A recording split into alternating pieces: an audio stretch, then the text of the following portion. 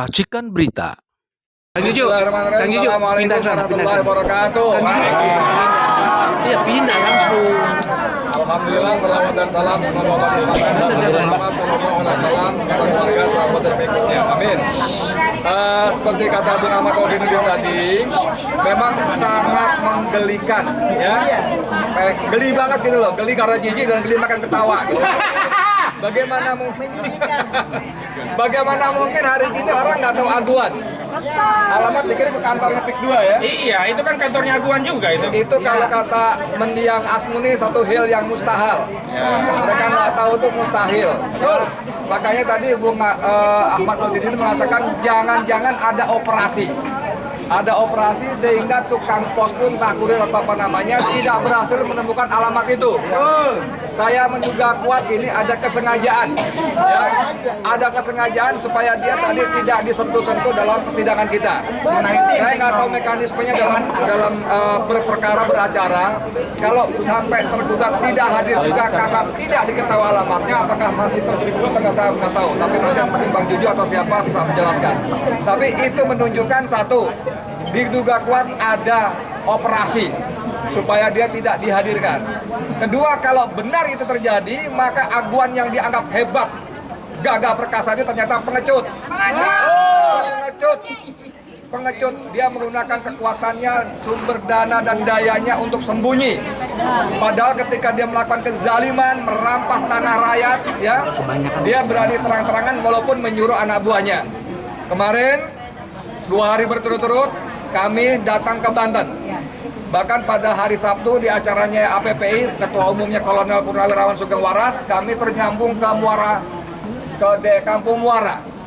Kampung Muara itu rakyatnya direlokasi paksa. Pada RT 17 dan 18 itu dibayar 3 juta per meter bangunan, ya. Lalu yang RT 18 19 belum direlokasi, tapi apa yang terjadi? Irigasi ditutup, dibuat banjir. Jadi hujan sedikit saja tergenang. Dan kemudian ini hanya dipisah, bukan dipisah, tidak ada pisah sama sekali, benar-benar sebelahan tanahnya, nggak ada tembok, ada sebelahan banget. Tapi harga ganti rugi bangunan diturunkan dari 3 juta menjadi 300.000 rupiah. Yang punya tukang, yang punya kenalan tukang tanya, Pak, saya mau bangun rumah yang paling sederhana, bisa nggak 300.000 per meter? Itu nggak pernah bisa. Dan itu jahatnya luar biasa, dan itu dibikin tergenang, dibikin banjir. Saya dengan saya dulu masuk ke kamar salah seorang warga yang terusir ke sana, yang dizalimi sana.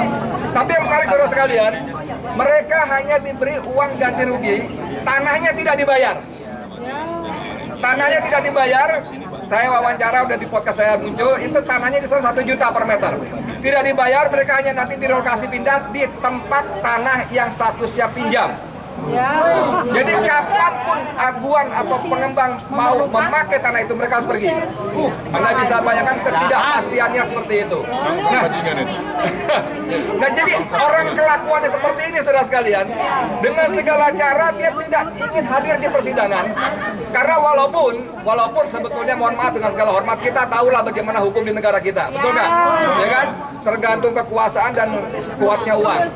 Tapi kalau dia hadir di persidangan dan nanti sidang bergulir, saya kira teman-teman pengacara kita nih, Bang Juju, Ahmad Kofinuddin dan lainnya, Kurnia dan sebagainya akan menguliti. Dan ini menjadi pendidikan politik buat rakyat, khususnya rakyat Banten, edukasi politik. Saya kira itu, dan kita akan tetap mengejar dia supaya kita minta pertanggungjawabannya. Assalamualaikum warahmatullahi wabarakatuh. Terima kasih. Prinsipal kedua, perwakilan dari Forum Purnawirawan Pejuang Indonesia, Kolonel Purnawirawan Sugeng Waras. Monggo, Pak Sugeng. Tengah. Setelah ini dari ARM ya. Assalamualaikum warahmatullahi wabarakatuh. Bapak, Ibu, saya singkat saja. Kita ini sudah masuk di dalam daerah pertempuran. Bahkan kita berada di sasaran. Artinya apa? Kita harus berbuat 2 alternatif. Mental dan fisik. Secara mental kita harus sudah siap tempur. Artinya apa? Bapak-bapak, ibu-ibu, nanti tanggal 6 ajak teman-teman royok ke sini. Memberikan dukungan moral kepada tim advokasi dan lawyer dan tim hukum. Yang kedua, Bapak Ibu selalu pasang telinga, pasang mata tentang PIK 2. Apapun informasinya, bantu tim hukum untuk menginformasikan. Ada 3 hal. Yang pertama informasi, yang kedua di mana kejadiannya, apa kejadiannya, dan tidak kalah penting adalah foto atau video sebagai tanda bukti. Percuma kita ngomong kalau tidak ada foto. Sekali lagi itu jangan diabaikan.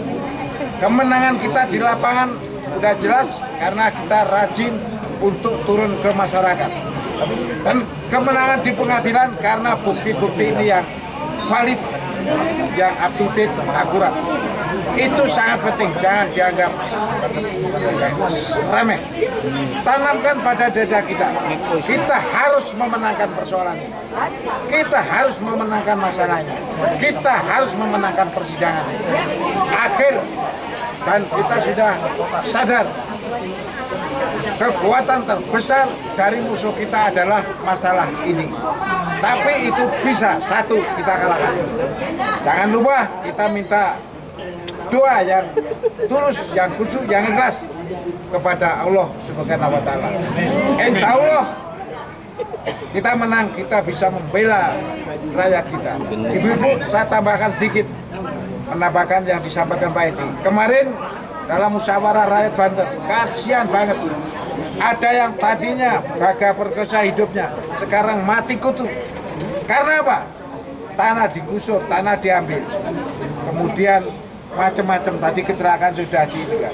Belum lagi mangrove itu ya dulu menjadi kehidupannya masyarakat. Sekarang sudah diambil alih oleh Augan atau PIK 2 sehingga mereka tidak basah, tidak apa-apa. Mangrove yang dulu ditanam rakyat diambil alih dan dijadikan wisata mangrove.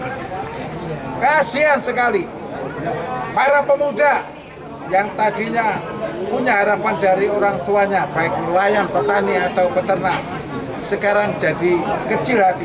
Karena apa? Karena itu ditutup semua. Mudah-mudahan ini semua akan Allah Subhanahu wa Ta'ala memberi kekuatan kepada kita bisa mengalahkan persidangan. Sekian, terima kasih.